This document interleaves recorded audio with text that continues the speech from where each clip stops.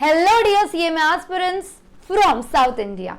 As you all already know, Akash Agarwal Classes has launched for you all 100% English lectures in English for CMA Foundation students giving their examination in December 2025 and onwards. So here I am going to tell you how do you enroll in the batch. You just have to join our WhatsApp community which is given in the link. Fill up the Google form again given in the link and do download our mobile application Akash Agarwal Classes to access the notes.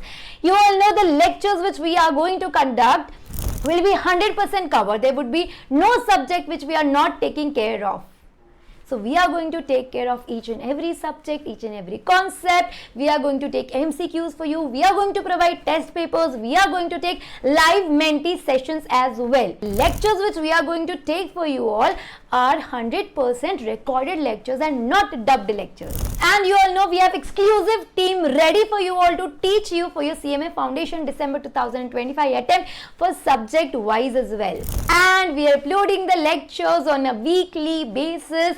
All the important links which will be useful to you all are uploaded in the description box. Since we have many students who have cleared CMA examination at all the levels from Akash Agarwal Classes, and to reciprocate the love which we have received from South Indian students, we are here for you all taking lectures 100% in English, so that we can clear your CMA Foundation December 25 attempt together. So keep studying, do watch all the lectures till the end, and do show some love by liking the video, subscribing to the channel, and putting up a word in the comment box. Keep studying. Bye-bye. Hi everyone, a very good evening guys. So once again, hi, I'm CS Kajalande, and today we are going to be covering the next unit of SOGA as promised. Okay, so before we get into the academics, but let me first just remind you guys of what we did in the previous lecture. We spoke about appropriation, we spoke about ascertainment, we spoke about them a lot in fact. Okay, but before we revise them, first of all, let me tell you guys, please, whatever the link that has been given in the description, please join the WhatsApp community using that link, because you guys are going to be able to download these notes from which we are studying. At the same time, there are n number of updates about Q&As, about tests, about mentee sessions, etc. etc. So all of those updates will be given on these WhatsApp groups. Okay, so it would be great if you guys just go in that link that has been given in the description. Okay, now, so yes, as I said, once again, your none other than Kajal ma'am. She is back with yet another topic of SOGA. Okay, now last time what we covered, we're not going to revise everything, just the main things that I need you guys to know. We spoke about appropriation, we spoke about ascertainment, right? So ascertaining means the seller, he selects the goods and he keeps it aside, and appropriation, the buyer and the seller with an equal consent, they select the goods and they keep it aside for this entire transaction of contract of sale.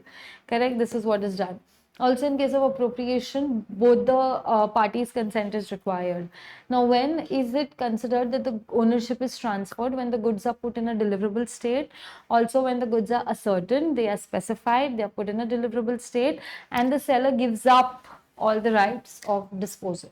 He does not reserve any of those rights. We've done this. Okay. Now, the reason I have been repeating all of this is, if you guys remember this, today's session will be a lot more easier for you.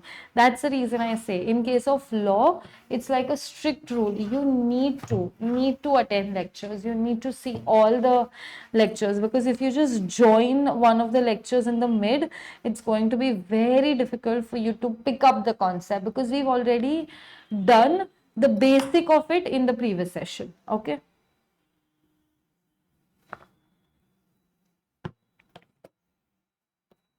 Yes, now let's start. What are the rules relating to transfer of ownership of goods that are sent on approval or goods that are sent on return basis? So sale or return basis, or goods sent on approval. Now, what do you mean by goods sent on approval? This simply means the buyer, he has the option, or generally in case of contract of sale, what do? Generally, whenever there is a contract of sale, you sell the goods with an intention of taking it back or taking the price. Taking the price, obviously, you sell the goods with an intention of giving away the goods. You have given away the goods in general contract of sale, correct? But in case of goods sent on approval or return basis, what do? You sell the goods 100%. Excuse me. You sell the goods, but then what are the basis of selling of these goods? That they might come back as a seller. Now think from a seller's perspective. Generally, if you get into a contract of sale, you just sell the goods and you'll take the price for it. But in case of goods sent on approval or return basis, you will sell the goods, number one. And you're not only selling the goods, but you're also expecting that they might come back. Okay, they might be returned. So this is known as goods sent on approval or sale on return basis. We expect that the buyer can send us the goods back. We sell it only on this condition. Okay, so it means that the goods can be either returned or they can be retained by the buyer. So the buyer has an option of retaining the goods, or the buyer has an option of returning it back to the seller. Got it? Okay. Now, rules regarding the transfer of ownership in such a case. Now, when you've already sold the goods and you think that they might come back, correct? The buyer has an option of giving it back. So when do you assume that ownership is transferred in such a situation? Because the goods can come back to you anytime, right? So when would you assume that the ownership is transferred? Number one, when the buyer himself says, you know what, I like the goods, I want the goods, I had an option of retaining it or returning it to you, but now I want to retain it. Simple. Number one, ownership is transferred. Number two, when the buyer does some action that shows that I have accepted the goods. For example,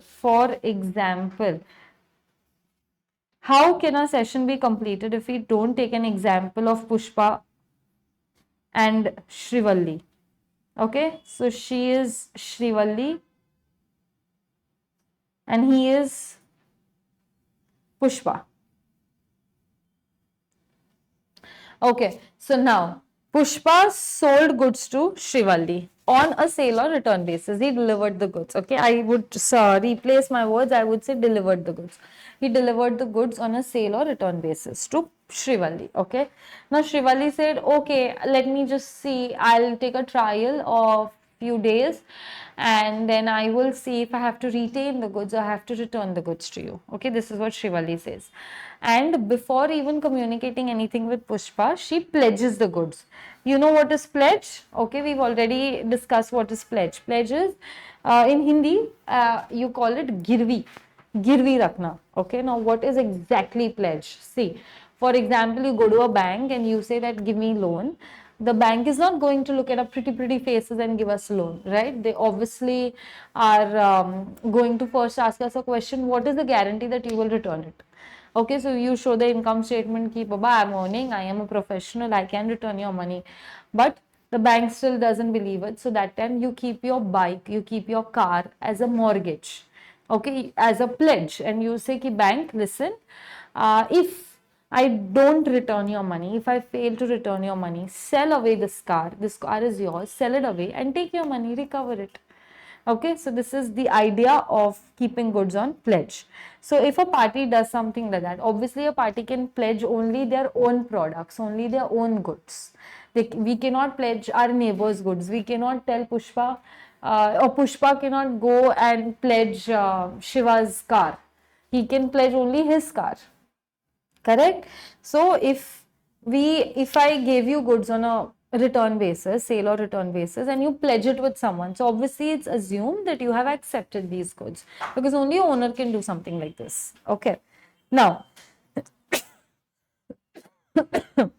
when there was a time fix that, okay, you know what, within 10 days you need to return the goods to me if you don't like it, within 10 days. So this is an example, the 10 days. So if there was a time fixed and the time period is over, so then we assume that the ownership is transferred, because that person, the buyer, did not come back to us with the goods. Next, if no time has been fixed for the return of goods, when there is no time that is fixed. So we assume that within a reasonable time. Now, what is reasonable time? It depends case to case. It depends product to product. It depends situation to situation. In certain cases, it can be 7 days. In certain cases, it can be 15 days. In certain cases, it can be 21 days. Completely depends upon situations. Okay. So if there was no time fix that, when will you return this product to me if you don't like it, when there was no such time fix, so we can do it on expiry of a reasonable time period. That depends, and this reasonable time period depends on certain case to case. Now, what exactly this reasonable time period talks about? If you do not return these goods to the other person within reasonable time, it's assumed that you have accepted these goods. The ownership has been transferred. Yes, guys, clear? I hope things are clear now. Yes.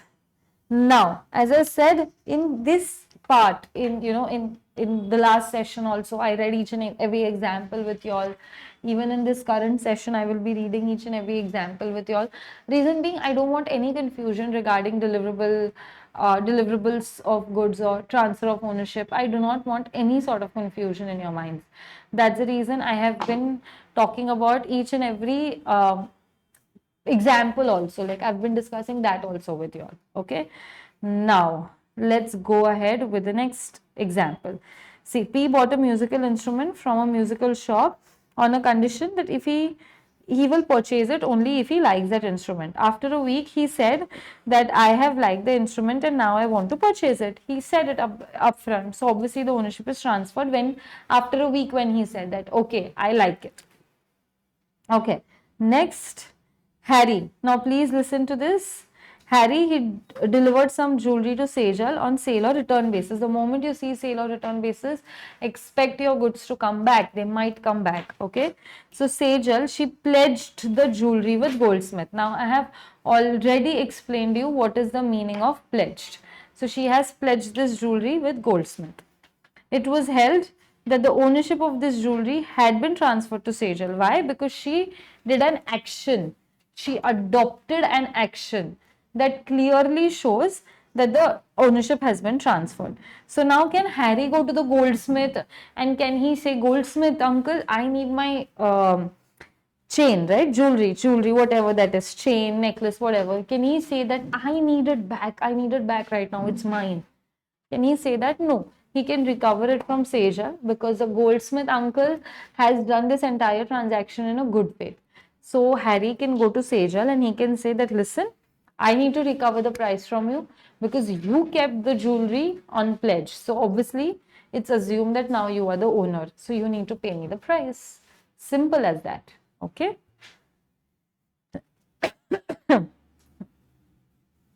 Now,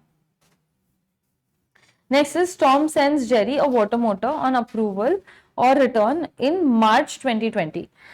Jerry tried it and he returned it in August. Imagine April, May, June, July, 4 months. 4 months is no reasonable time for a water motor. Correct? Common sense. So now the water motor has not been returned within a reasonable time. So after August, he cannot come and say that, you know what, I don't want it. He will have to pay the price. So now here, obviously, Tom is not bound to accept it. Jerry will have to pay the price because he's not returned the goods within reasonable time. Got it? So what are we seeing this, guys? Whatever we've covered here in the table form, we saw all of this in an example form. That's it. Clear? Clear as Sprite? Yes. Sorry, bad joke. But yes, clear everyone? Anybody, any doubts? Do you guys know, by the way, of late, I don't know if you guys are into horror movies and stuff, but yes, a movie has been released, of course, for which I didn't go and I do not even have the guts to go for that particular movie. But a movie is released in theaters, Conjuring. So yeah, let me know in the comment section if you guys have watched that movie, first of all. And secondly, you need a lot of guts, first of all, to go for such a movie. So yeah, secondly, let me know if it is actually very scary or no, because I saw certain videos that were circulating on social media that there were 2-3 people who were sitting in the theater and they got possessed with a ghost. when they were watching this movie. So I don't know. It's scary. Like I can't even see the post. I'm that scared of all these things. So yeah, let me know if you guys have seen this movie and do you guys have the guts, because there's so many students of mine who went for a night show. Unimaginable night show of Conjuring. But anyways, so yes, coming back, we are done with a little chit chat session. Now coming back to the sale for cash only on return basis. Okay, so either you sell for cash only or you return it. Now this sale is a different kind of sale. Whatever the sale we've covered till now, they were different kind. Okay, initially we covered a normal sale, that it's a contract of sale, you're selling the goods, you're getting the price in the previous session. Today's session, when we started, we covered sale on approval basis, okay, or sale on return basis. You sell it or you return it. Now the concept that we are saying it is like, it's of course a similar one, that you either sell it for cash or else you return it. Now what exactly you mean by this? First we will take the example so you guys will understand the theory part. So Raj delivered his jewelry to Simran on sale for cash only or return basis. So here what do we assume, guys? Whenever the seller, okay, whenever the seller, now imagine I am the seller, you are the buyer. Imagine this is a situation. I am the seller, you are the buyer. I am selling you the goods and I say there are certain terms and conditions on this particular contract. I am selling you the goods. I want the payment of the price. Okay. And the moment I get the payment of the price, then I consider the ownership as being transferred or else return back the product. Simple, very clear. Okay. So here in this kind of a situation, the goods are delivered by a person on the terms that the goods were to remain the property of the seller till they are paid for. As I said, that if I am the seller and if you are the buyer and I give you the goods, okay, assume I am the seller, you are the buyer, and I sell for cash only or return basis. So I give you the goods, I deliver it to you. Now what is the terms and conditions of this kind of a contract? That till the time you don't pay me in cash, this is still going to belong to me. The possession might be with you, but the ownership will still be with me. Why? Because I want the payment. So till the time you're not paying for it, till the time you're not giving me consideration for this particular product, this is going to be mine. The ownership is going to be mine. And the moment you pay the price to me, the ownership will be transferred to you. Okay, so either give me the price or else return the product. As simple as that. If I have put this condition, once again I'm saying this, if I have put this kind of a condition, in such a situation, you will not be the owner till the time you haven't given me the money, you haven't given me the price. The moment you give the price, the moment you pay the price, the same moment the ownership will be transferred to you. Okay. But without this specific condition being fulfilled, the ownership will not be transferred. So now, let's take an example. Okay. As I was saying, Raj, now I don't know if you guys have seen this movie or no, but again, Raj and Simran, these two characters are of a movie called Dilwale Dulhaniya Le Jayenge. It's a very famous movie, DDLJ.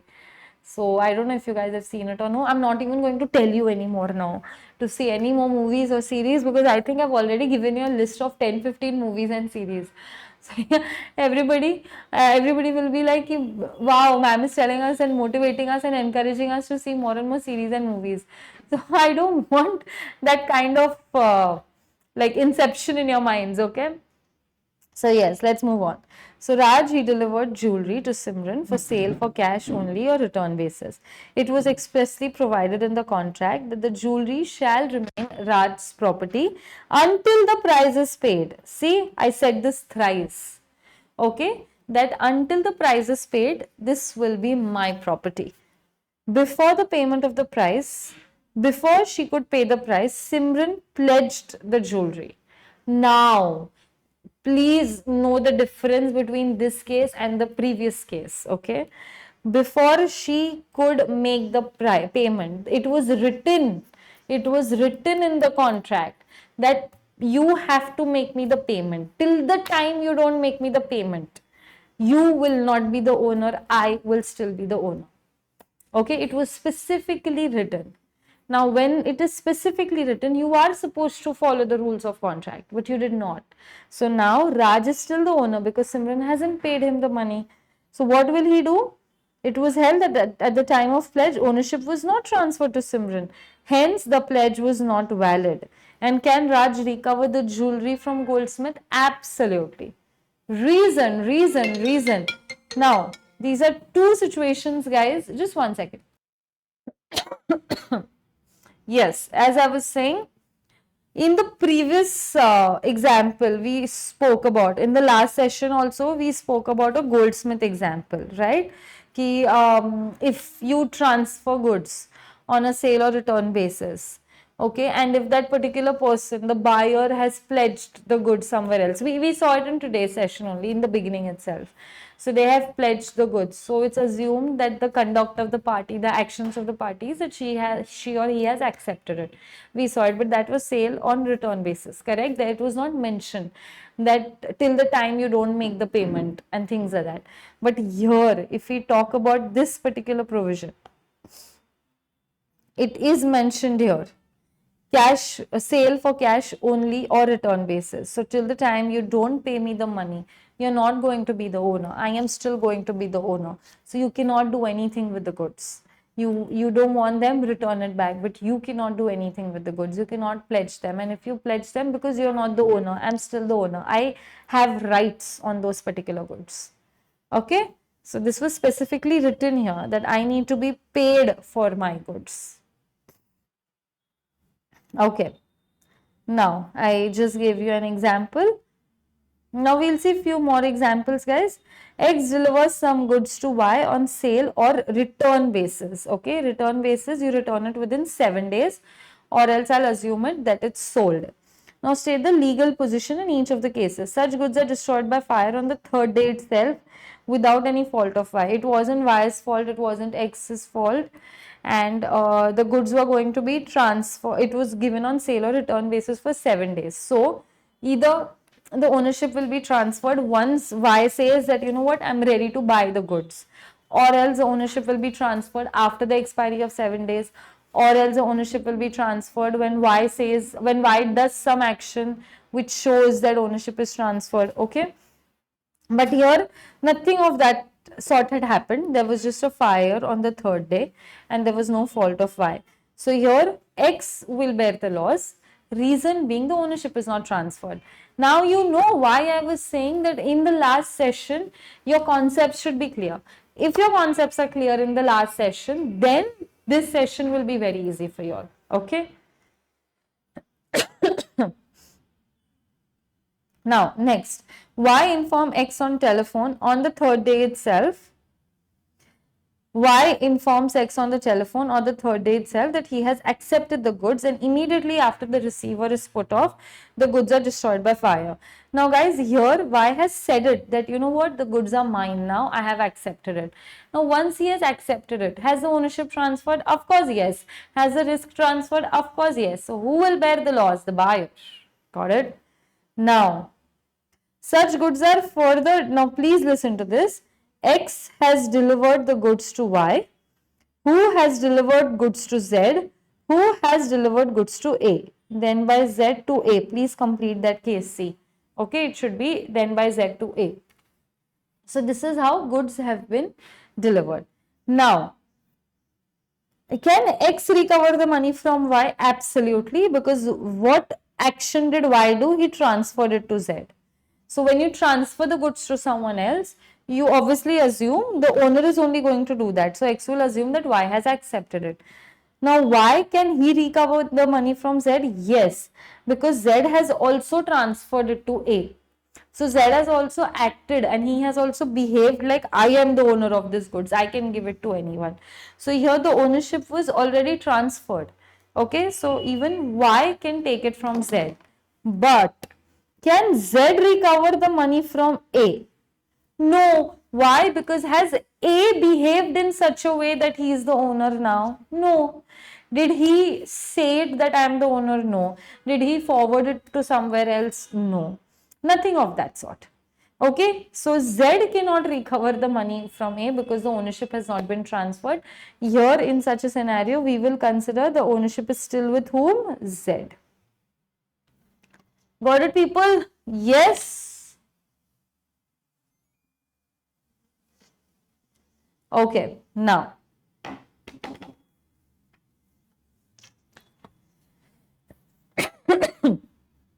Now let's look at the next case. Y neither returns nor gives notice of rejection even after the expiry of 7 days, and goods are destroyed by fire on the 8 days. Now, who will bear the loss? Obviously, Y will bear the loss because the ownership has transferred. You were supposed to inform within 7 days. You did not inform within 7 days. It was sale or return basis within 7 days. Remember? See, the sale or return basis for 7 days. But then even within 7 days, the goods were not sold. The goods were not the goods were not given back. So obviously in such a case we assume that no, nothing further can be done. We assume that the goods have been accepted by the buyer. Agreed, guys? Yes.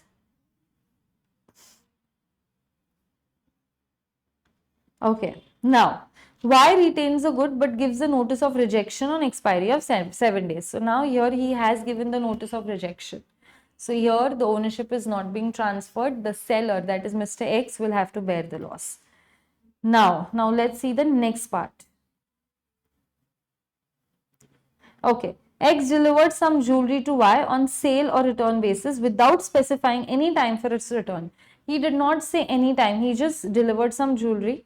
He said, Y, if you like it, take it. If you don't like it, give it back to me. He did not specify any time, that 7 days, 10 days, nothing. No time was specified. Okay, state the legal position. Now, if Y pledges the jewelry with Z. So see, X gave it to Y and Y gave it to Z. Now, if Y has pledged the jewelry with Z, so has Y acted and behaved in a manner like he is the owner of this jewelry? Okay, so here we will consider that Y has become the owner, the ownership is transferred, and X can recover the price from Y. Okay, but X cannot go to Z and recover the jewelry. No, he can recover the price from Y. He cannot recover the jewelry. Z did this transaction in good faith. Okay. Now, but if X had made it clear that the goods are to remain his property until paid for, remember sale on cash or return basis, that till the time you don't pay me, this property is mine. In such a situation, here if the pledge is done, can the goods be recovered directly? Yes. So if X is given it to Y, Y is given it to Z on a pledge basis, X can directly recover the goods from Z if it is sale on cash or return basis. Okay, here because they specify, they mention it that till the time you don't pay me, these goods are going to be mine. I am going to be the owner. So either pay me or else return the goods to me. So here Y did not pay, Y did not return, instead he pledged. So now can X recover his goods because he's still the owner. Ownership here is not transferred. But in the previous case, has the ownership been transferred? Yes, because it was a normal transaction, normal contract of sale or return basis. That either take the goods, try it, you don't like it, give it back. There was not written anywhere that you have to pay me, till the time you don't pay me, I am still going to be the owner. It was not written anywhere, anything of this sort. That is why here we will assume that till the time the buyer does not behave in a way or he does not accept it, till the time the seller will be the owner. But if the buyer behaves in a particular way that I am the owner, or if the buyer says, okay, you know what, I like the goods, I accept it, then the ownership is transferred.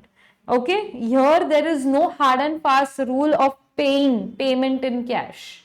Understood these two differences, everybody? So in first situation, please listen to me carefully. Everyone, listen to me carefully. If you guys were right now daydreaming of what y'all are going to have for dinner today, or what Big Boss episode y'all are going to watch next, if y'all were daydreaming about any of that, or about Instagram, or about Snapchat, or about, Did she reply to my message? Did he reply to my message? If you guys were daydreaming about it and you did not listen to what I was saying, please listen to me right now. So there are two cases. Number one, you sell the goods, okay, and you say that I am selling the goods. You like it, you keep it, otherwise you return it back to me. Simple. Case number two, I am giving these goods to you. These goods will be mine till the time you don't make any payments. The moment you make payments, ownership will be transferred. So either you make the payment or you return the goods to me. Okay, so number one, the ownership will be transferred when the buyer wants. Number two, the ownership will be transferred only after payment. So the first case was when ownership is transferred as per the buyer's actions, buyer's wish. Second case is the ownership is transferred when? On payment of price, compulsorily on payment of price. Got it, everybody? Yes.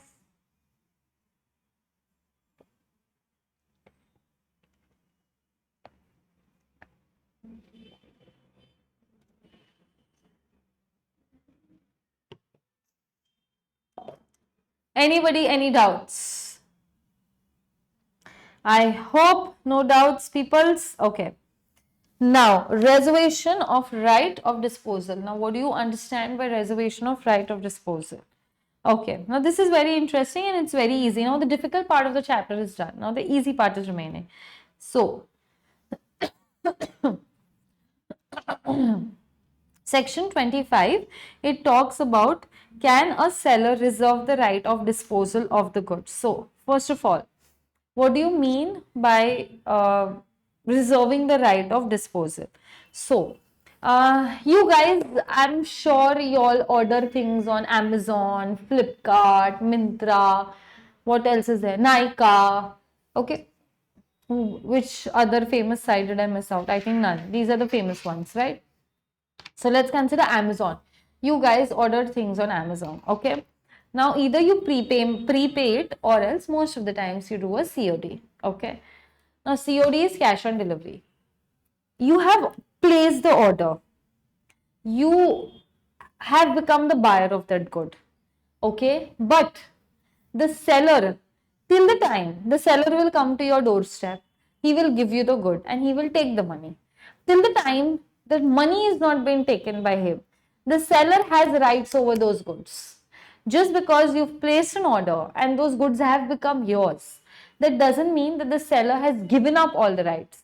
He has reserved the rights of disposal. Got it, everybody? He has reserved the rights of disposal. Now, what do you mean by reserve the rights of disposal? If you do not pay him, if you do not pay the seller, he can sell these goods to someone else. He is not bound to give it to you. As simple as that. Just take an example of COD, guys. In case of cash of delivery, in case of COD, when will the ownership be transferred to you? When you pay the money. Till that time, the seller has the rights to give away these goods to anyone else. If you do not pay it, if you reject the payment, he can dispose these goods anywhere else. You have no right on those goods. This is reserving the right of disposal of goods. Clear, everyone? Yes? Okay. So here, this is done to secure the price, okay, before the property passes to the buyer. I need the price to come to me, only then I am going to pass the property, right? Just the system of COD. Now if we talk about specific goods, okay, or appropriated goods. Now we all know what appropriated goods is. I am not going to repeat it for the 110th time. So appropriated goods or specific goods, the seller may reserve the rights of disposal if, you know, like that until and unless certain conditions are fulfilled. Like until and unless I receive my payment, these goods are going to be mine. So as a COD customer, I cannot control those goods. I cannot make a claim on those goods till the time I don't pay it, because seller has reserved the rights of disposal. Okay, so he can say that even if the goods are delivered to the buyer, or the carrier or the buyer's agent, okay, the buyer will still not acquire the ownership until and unless certain terms and conditions are fulfilled. I am reserving this right of disposal. I want these conditions to be fulfilled, only then the ownership will be transferred. Simple. So if we take an example, a very easy example, Mr. Sethi, he sent a furniture to the company by a truck, and he told the driver that, listen, we are sending this furniture, you go and give this furniture to the company, but you need to get the payment. Until and unless the payment is not made by the company, the furniture will not be given to them. So don't give them the furniture until and unless they make the whole payment. Once they make the whole payment, you take the furniture and you give the furniture and you come back. But the property will pass to them, the ownership will pass to them only once the payment is done. Got it? So these are certain terms and conditions only on which the payment is, only on which the seller will transfer the ownership to the buyer. So this is like reserving rights of disposal. Like, till my conditions are fulfilled, I will be the owner. Once they are fulfilled, you will be the owner. Got it? Gotcha, everybody? Guys, anybody, any doubts? Anybody, any doubts? Yes or no? All clear? I hope everything is clear. I hope nobody has, anybody has no doubts. Okay. Nobody and any doubts. That's the Gen Z way of saying it, no? Recently, like, I think yesterday only, one second, guys. Yeah, yesterday only, I think like all my friends and me, we were having a phone conversation, and we were like talking about just the general stuff. We were talking, and it was like four girls, and we were on a conference call. And I remember saying, I was like, "Arey, yeah, man, she's always in a Delulu." And my friends were like, "What? What are you saying? What's wrong with you? You're not a Gen Z. You're a millennial. You're not supposed to say terms that Gen Z say, Delulu." And I was like, unbelievable. So I have literally started using words that you people use because of you peoples. So this your Gen Z generation, because of y'all, even I have started using such terms. But anyways, chalo. So they are good terms. I have started liking the Gen Z terms, in fact. Okay, chalo. Next, moving on. Presumption that right of disposal is reserved. Now, when do we presume that the rights of disposal has been reserved? Okay. Just one second.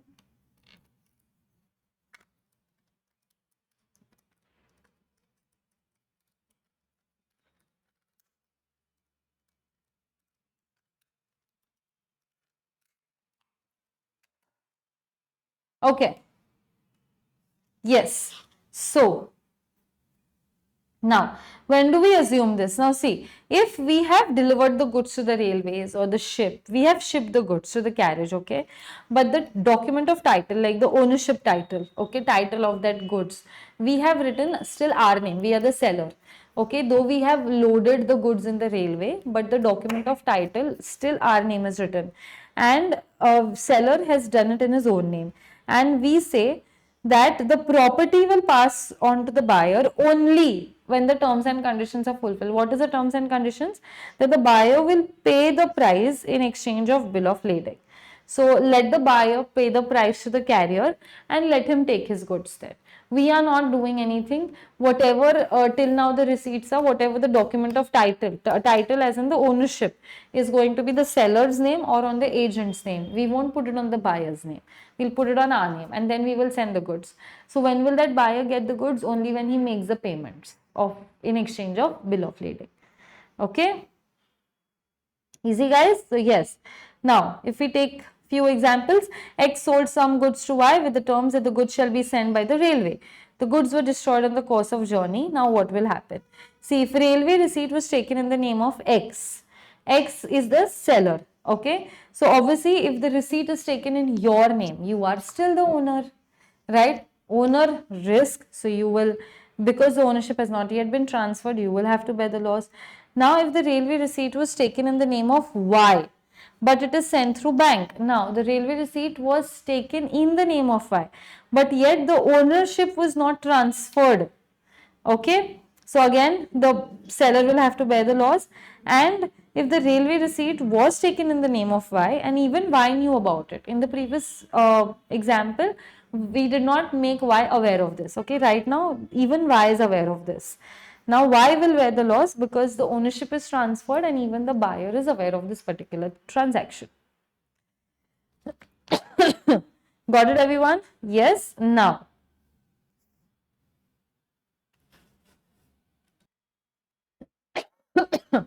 yes.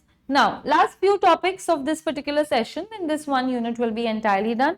Then we will just need 2 more sessions for SOGA. That is also maximum, and then we'll be done with SOGA. Okay.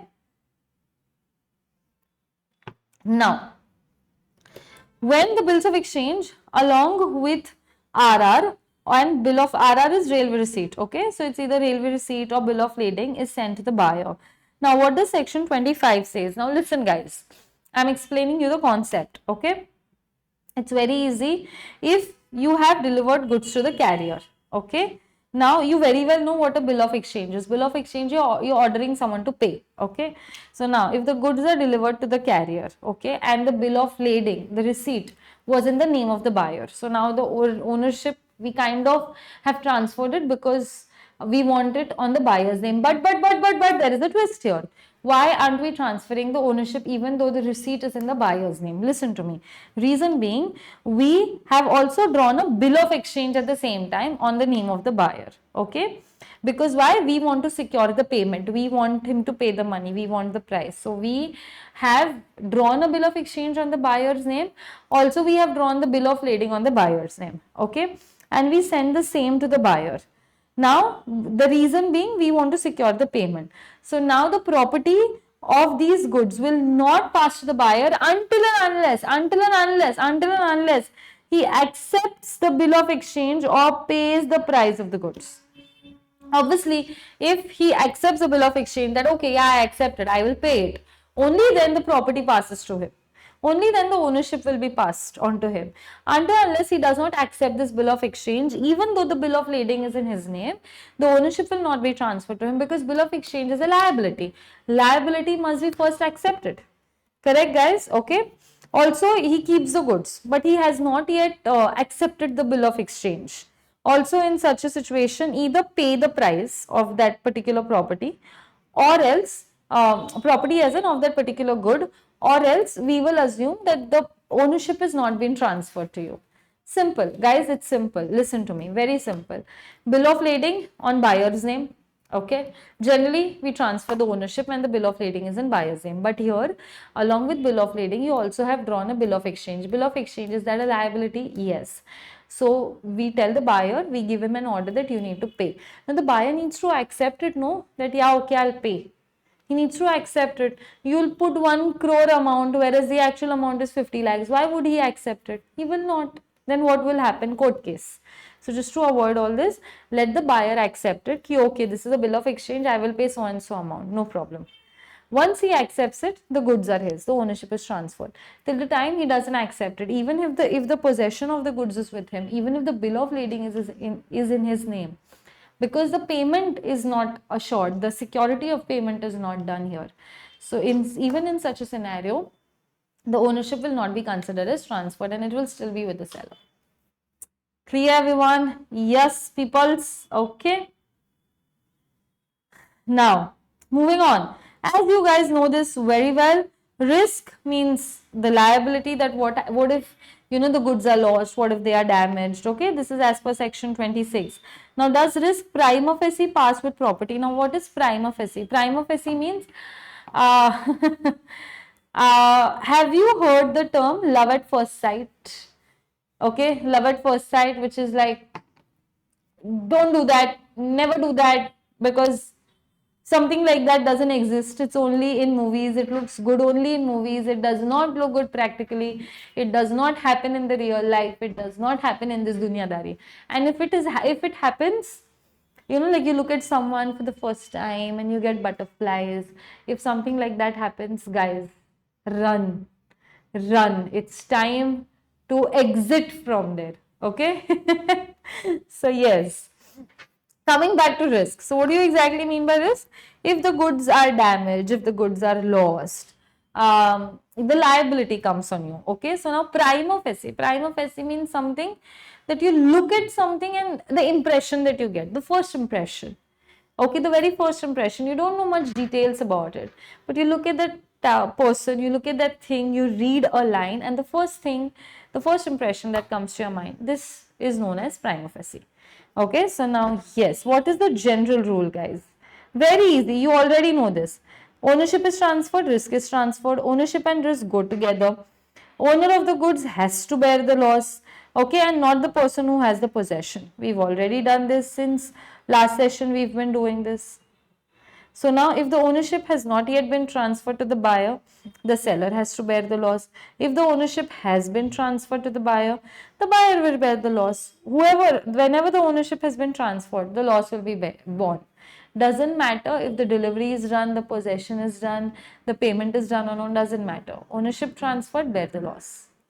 Got it? Gotcha? Okay, now there are certain examples. We will just see two of them. Okay, now Tony selects some books and from a bookshop and agrees to pay the price after 20 days. And the books are to be delivered at Tony's house the next day. Okay. Now these books were destroyed as a result of fire. Now who will bear the loss? The loss will be borne by Tony because he had become the goods, he had become the owner, right? The ownership had been transferred. Though the price had not been paid, though the delivery was not done, the ownership was transferred because the goods were specified a certain deliverable state, buyer seller knew about it, appropriated, all of them. Get that in mind. Whenever you want to predict such a situation, whenever you want to interpret such a situation, get those provisions in mind. Okay. Now let's look at this. X selects some books from Y's bookshop and he asks the seller whether can he return it after 2 days if he does not like it. Okay, sale or return basis. The seller agrees but asks the buyer to deposit the price of those goods. The buyer agrees. On the very same day, the books were destroyed as a result of fire in X's house. The loss is to be borne by Y. Why? Because has the ownership been transferred? No. Got it? X had said that I will return it to you if I don't like it. So the ownership has not been transferred. Now, Mr. Majnu bids for an antique painting at a sale by auction. After the bid, the auctioneer struck his hammer. You know, there is this bid that happens even in IPL auctions, if you guys see. There is a bid that happens. 1, 2, 3 and thuk. I mean, it's done. The transaction is done. Okay, auction. So the hammer was there and the auctioneer struck his hammer to signify the acceptance of a bid. He hit the antique which gets damaged. So the antique only got damaged when the auctioneer was doing 1, 2, 3. The antique, the painting, that only got damaged. Now whose loss will it be? The loss will have to be borne by the seller because 1, 2 and thuk, thuk, thuk, thuk, the painting got destroyed. So the third hammer wasn't yet put in. When the third hammer is put in, it's considered that the ownership is transferred. But here the ownership is not transferred yet. Okay, and the last one, Mr. Vasuli, he contracted to sell 100 bales of cotton to Madhav to be delivered in February. Madhav took the delivery of part of the cotton, but he made a default in accepting the remaining bale. So a part of it he did it honestly, and a part of it he defaulted. Consequently, the cotton becomes unfit for use. Now the loss will have to be borne by whom? Madhav. Why? Because we need to remember that whenever the ownership is transferred, when is the ownership transferred? When we put down the goods in a deliverable state. We had put down the goods in a deliverable state. Now, whatever Madhav did, that was his liability. So, all the rights and liabilities are his because a part of the entire contract was accepted. Okay.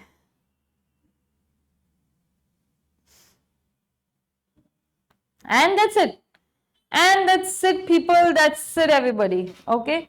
So this is what your provisions of SOGA regarding goods being in deliverable state, regarding transfer of ownership, etc., etc. So now I think you guys must be so expert with provisions of movable properties, so expert, because we have covered everything. Anybody asks you any question, you can just answer it like that. Yes, Anna? Okay. So yes, guys, that's it. We'll stop for this particular session. We'll have 2 more sessions of Soga and then we'll be done with Soga. Okay. I hope you guys are liking Soga. I hope you guys liked Nego. Nego was a short and cute little chapter. Okay, but otherwise, I hope you guys have liked Soga and I hope you guys are enjoying it. The remaining 2 sessions are a lot of fun. Trust me, we are going to have a lot of fun in them too. Okay, so yes, guys, everybody take care of yourself, stay safe, and do not forget to join the WhatsApp link. Okay, signing off, guys. Bye bye.